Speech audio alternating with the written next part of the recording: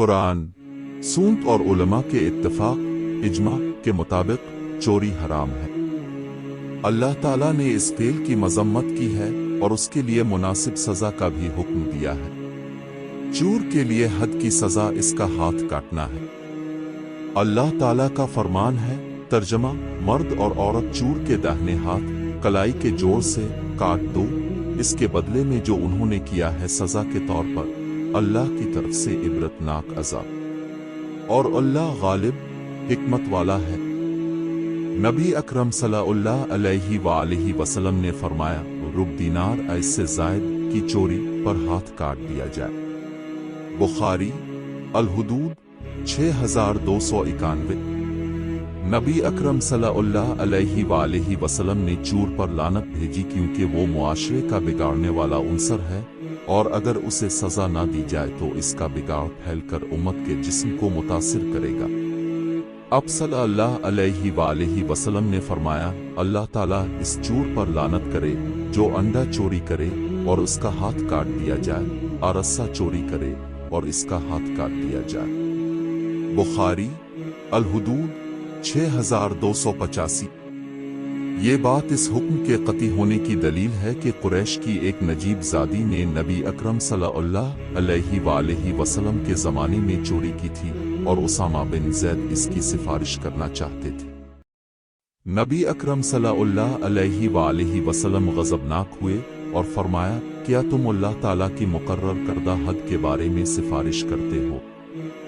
तुमसे पहले लोग इसलिए हलाक कर दिए गए थे कि जब उनमें से कोई अमीर आदमी चोरी करता था तो वो इसे छोड़ देते थे, लेकिन अगर कोई गरीब आदमी चोरी करता था तो इस पर हद जारी कर देते थे। अल्लाह की कसम, अगर फातिमा बिन्त मोहम्मद चोरी करती तो मैं उनका हाथ काट देता।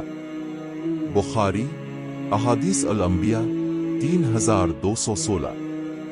ये अल्लाह ताला का चोरी के बारे में हुक्म है कि हाथ को कलाई के जोड़ से काट दिया जाए। इमाम नबवी रहमतुल्लाह ने सही मुस्लिम की शरह में कहा है, इमाम शाफी, अबू हनीफा, इमाम मालिक और अक्सर उलमा ने कहा है कि हाथ को कलाई के जोड़ से काटा जाए जहां हाथ और साइड का मिलाप होता है। कुर्तबी रहमतुल्लाह ने कहा है, तमाम उलमा का यही कौल है कि हाथ को कलाई के जोड़ से काटा जाए, न कि जैसा कि बाज़ बिदत लोग करते हैं कि वो उंगलियां काट कर अंगूठा छोड़ देते हैं। चूंकि हाथ काटना एक संगीन मामला है, इसलिए चोरी की हर एक सूरत में चोर का हाथ नहीं काटा जाता। चोर का हाथ काटने से पहले कुछ शराइत का पूरा होना जरूरी है। वो शराइत ये हैं: 1. माल छप कर लिया गया हो। अगर खुलम खुला जबरदस्ती लिया गया हो तो हद जारी नहीं होती, क्योंकि मालिक इसे रोकने के लिए मदद ले सकता था। 2. चोरी किया गया माल काबिले कदर हो, क्योंकि जिस चीज की कोई कदर ना हो उसकी हुर्मत नहीं होती, जैसे कि मौसीकी के आलात, शराब और सुअर।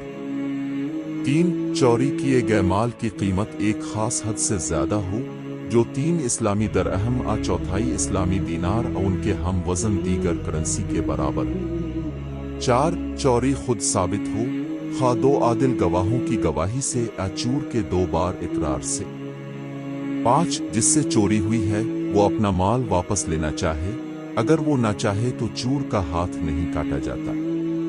अगर ये शराइत पूरी हो जाए तो चोर का हाथ जरूर काटना चाहिए।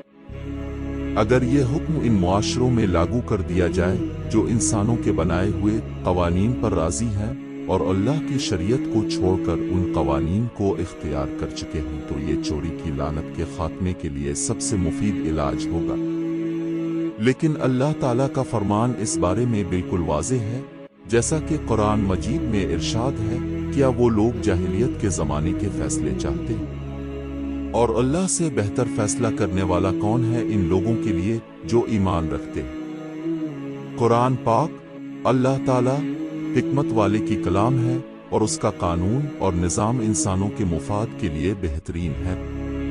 चोरी के बारे में कुरान की रवायत बहुत वाज़ेह, मुख्तसर और सरी है और चोरी की सख्ती से मुमानत करती है और इसे हराम, ममनूह और काबिल सजा जुर्म करार देती है। ताहम सजा देने से पहले कुछ शराइत का पूरा होना जरूरी है, जिनका जिक्र सही अहादीस में मिलता है। اللہ ताला गफूर और रहीम भी है और चोरी की सज़ा का मकसद इस फेल को रोकना और मुआशरे से फसाद ख़त्म करना और उसकी सलामती और इस्तेहकाम को बरकरार रखना।